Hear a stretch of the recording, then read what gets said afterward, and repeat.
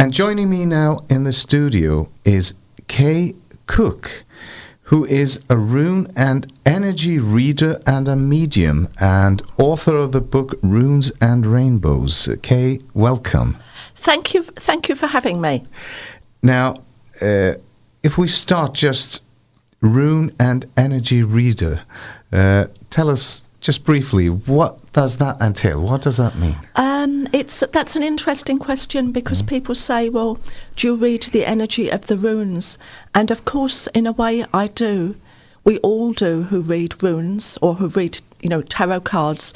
Those of us who read those things, I believe, are reading the energy pattern that is encoded within the symbol.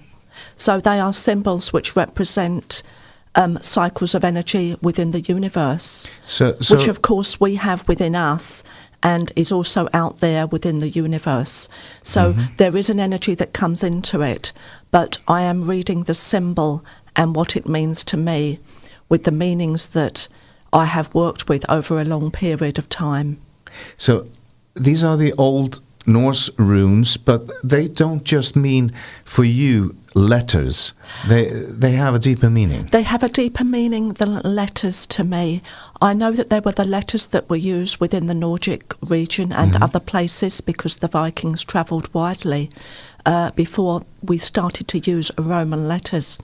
But it's quite interesting that there's quite a bit of evidence out there that the people of those times held the runic letters in higher regard than ordinary letters, the Roman letters that we use today.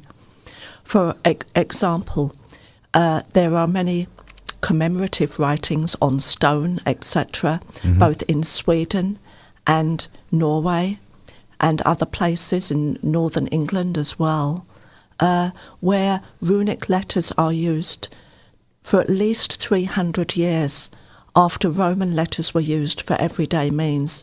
The runic letters were used for matters of land inheritance, commemoration, and other things which were very, very important to everyday life in those times, which would seem to indicate to me that the people thought they had a greater importance or a greater significance in some way. Now, your book, Runes and Rainbows, why Runes and Rainbows? Where do the rainbows come into it? The rainbow comes in quite simply.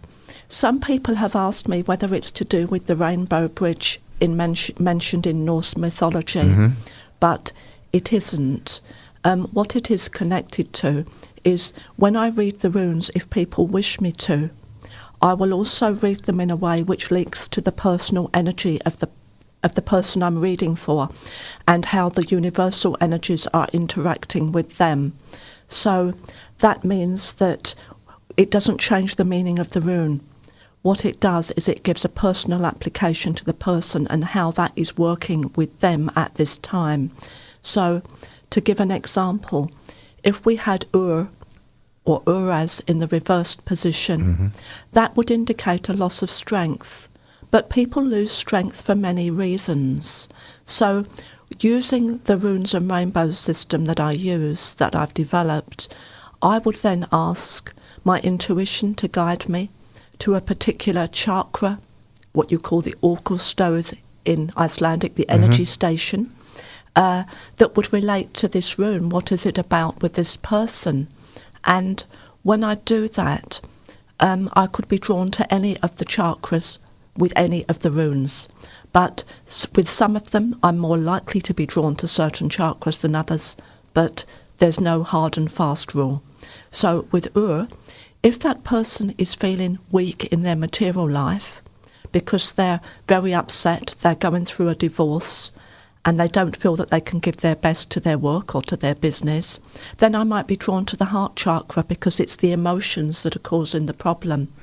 But if that person, they've just been made redundant, they've lost their job, then it's very likely that I would be drawn to the first chakra because that very, very much connects directly with our ability to earn a living.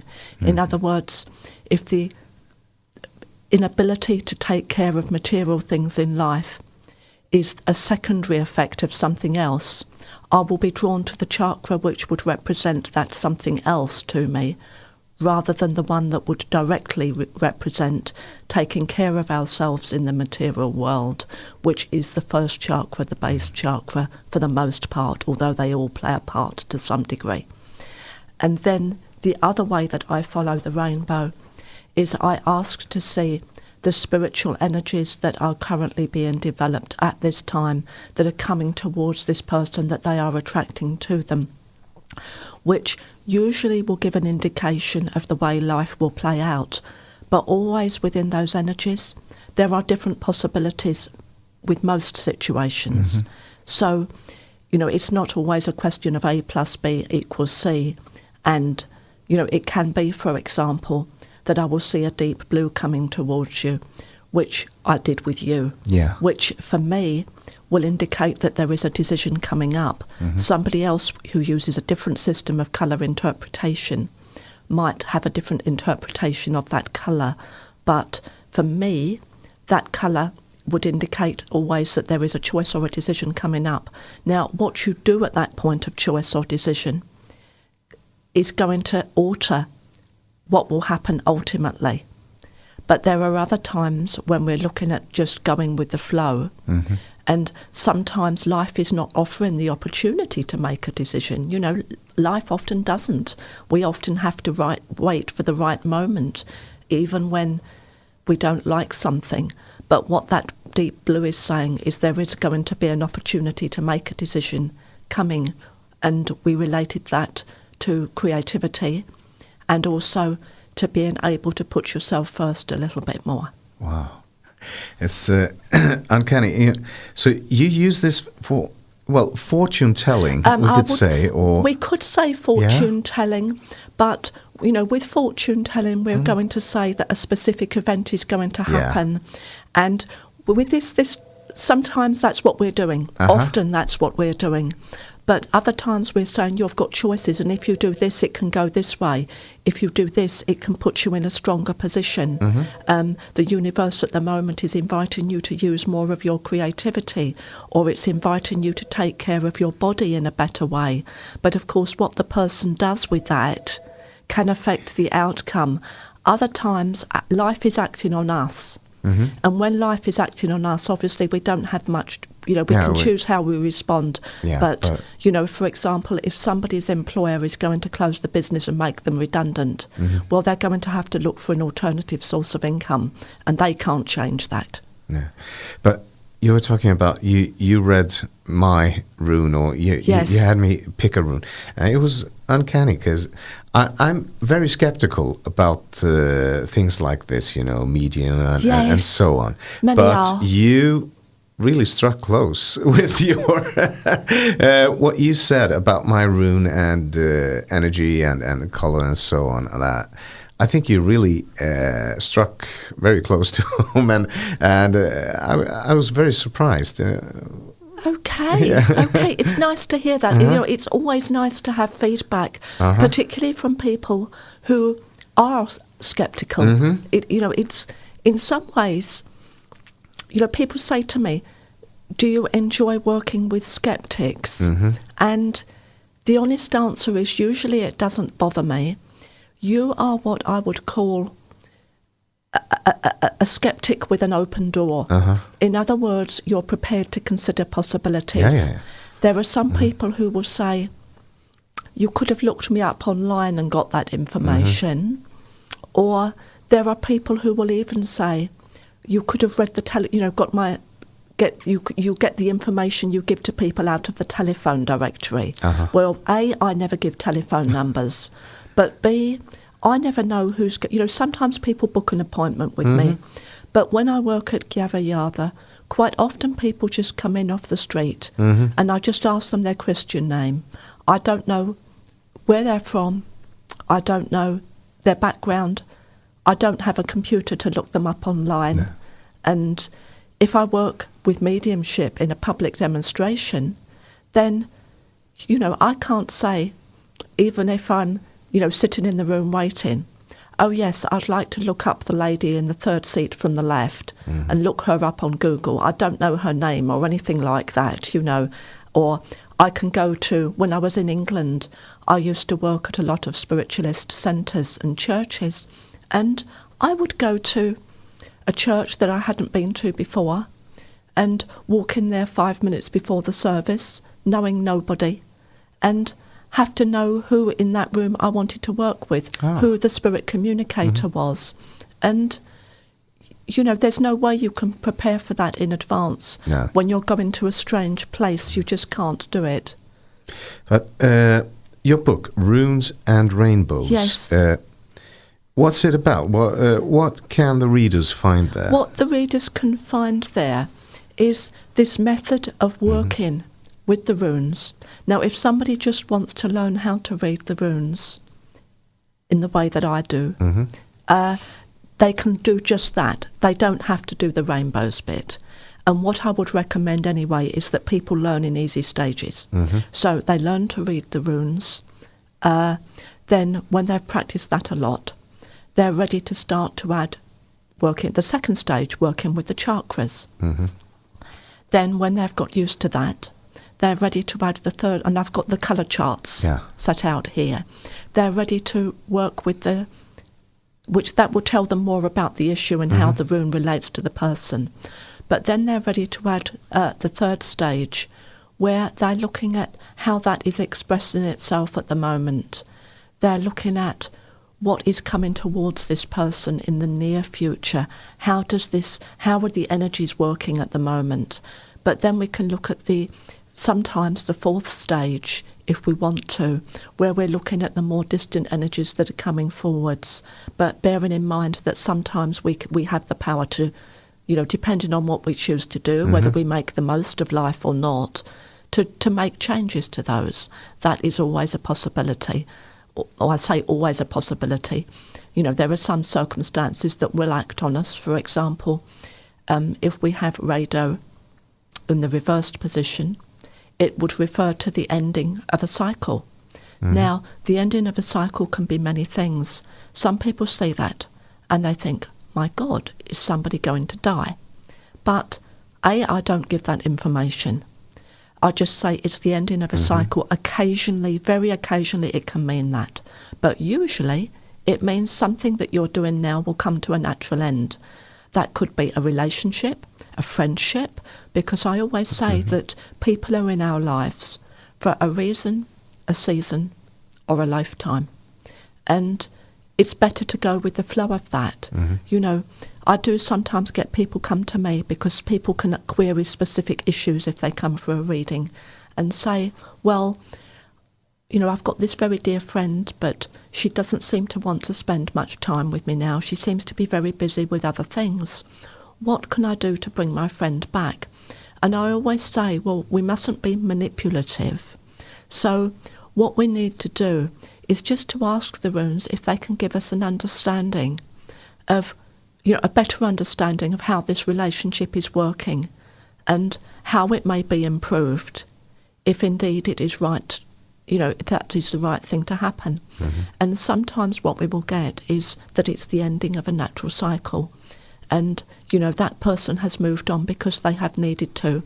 And then the person sitting in front of me, really the best thing that they can do is to accept the new status quo and let go because try and look for new friends if that is what they need to, you know, if they're lonely, to look for new friends, because, you know, sometimes it can be difficult, but we have to go with the natural flow. And if that person has moved on, you know, they've got many new interests, they may be very happy to stay in touch with us, but they may not have much time to give to us any longer if their life pattern has changed. And we just, you know, it's better to go with the flow of that and keep a valued friendship than it can be to try and battle the issue. And then that person feels pressure, the friend feels pressured, and quite often they will distance themselves because none of us like pressure. You know, so, but other times there will be, the runes will be suggesting things that, you know, courses of action that maybe they haven't thought of, that they could try to, you know, keep the friendship going. And that might be giving the person more space for a time it might be trying to include them in new interests or joining them in their new interests. You know, there are many possibilities here, but that's what I mean about for a reason or a season. Yeah. Maybe that person was just there for a period of time, or other times, you know, people, it's interesting how much we are creatures of habit, and quite often we all do it. Many of us will carry on with a habit or an interest that we have, and we'll keep going with that. But we'll feel, well, it's not really, I don't feel the same way about it, but we still carry on very often. We don't sort of make that move into new things. But sometimes when we're feeling bored or not as enthusiastic as we used to, that is what life is prompting us to do. And even if we don't accept the spiritual meanings behind it, we usually accept the fact that a new interest will give us new enthusiasm and put the fire back in the belly. And this all you see in the runes. But tell me, Kay, besides the connection with runes, why Iceland? It's a long story. Goes back to when I was 12 years old, and I was watching a holiday programme in England called Wish You Were Here. And every month or so they would feature a destination that they said was one of the more unusual options. And Iceland was one of those. And of course, when I was 12 years old, which we're going back to 1971, it was unusual. I didn't know anyone who had been here, but I really wanted to come. And for various reasons, I didn't get here until I was 50. Oh, it took a few years. It took 38 years. And when I told friends the story that I was finally coming, they all said, well, you'll be disappointed because if you build up something for that long, then it's usually a disappointment. But my worst horror was when Eyjafjörður kicked off, because it was fine, it was exciting until flights got cancelled. And then I was thinking, but I might not be able to come, and I've looked forward to this for so long. Yeah. And myself and my son, because he was interested in the geothermal side, our flight was the last one that was ever delayed by that eruption. And we lost 18 hours of a 6-day holiday, which was horrific for us.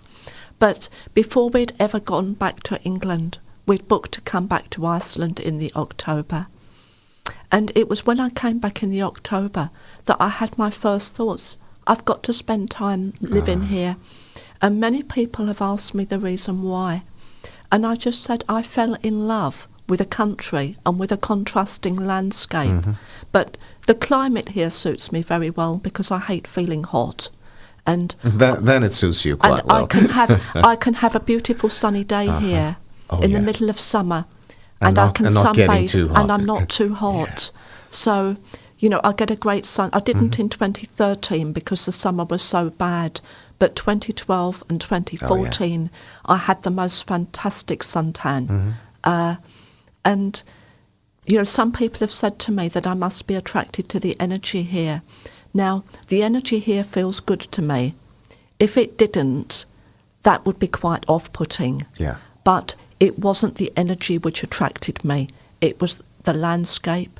There's something about the feeling of being here, the feeling that I connect here. And a few months ago, I went through a phase because I've never decided how long I'm going to be here.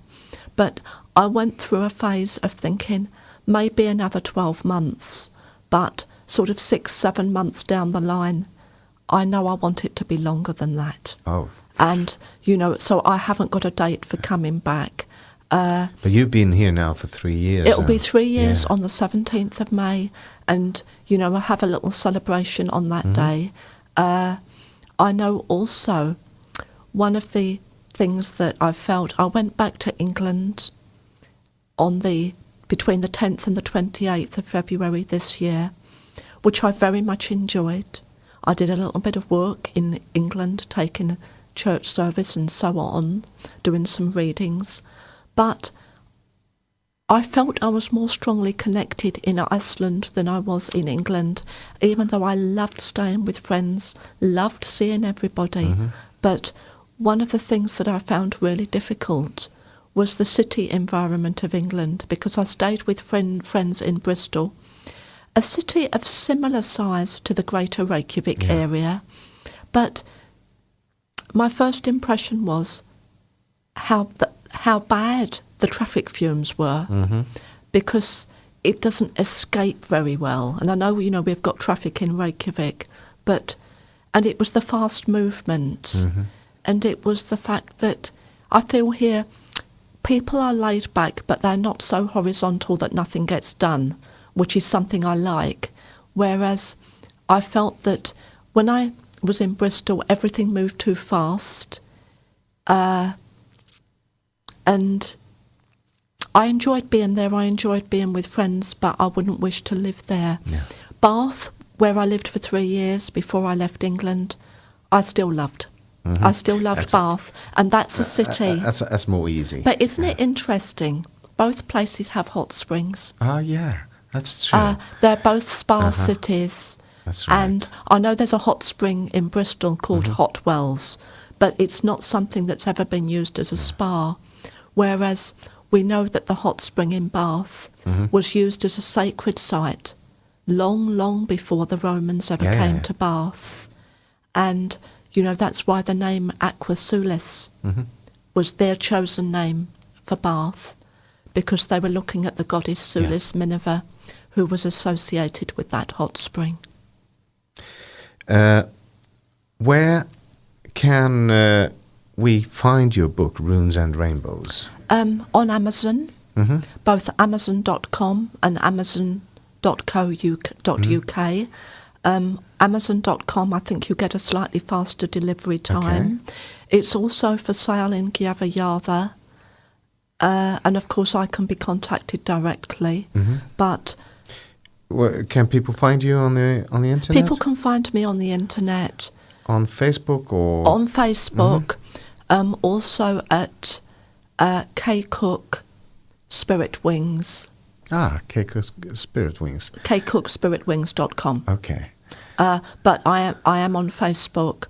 I'm also, as I say, in Eyjafjörður, and my book is for sale in Eyjafjörður. But there aren't very many coffees actually that are still left in Iceland. Where is that at? Lokavegi 50. It's a little crystal shop. Yeah. Yes. Yeah. Gjafara. Okay. Yeah. Gjafar. It's my pronunciation. Yeah. The one disappointment I've had in Iceland is my inability to learn to speak much. Icelandic is a very tough language. Yeah, it's the grammar. Yeah, my understanding of reading, when I'm reading, is pretty good with familiar subjects. Yeah. I've even done courses on shamanism and dreams in the Icelandic language where I speak in English. But that is the slight disappointment for me. That's good to hear that you don't have more disappointments with Iceland. But Kay, thank you so much for coming in and telling us about the runes and the rainbows. Thank you. Thank you so much. Thank you for having me and making me so welcome. Thank you.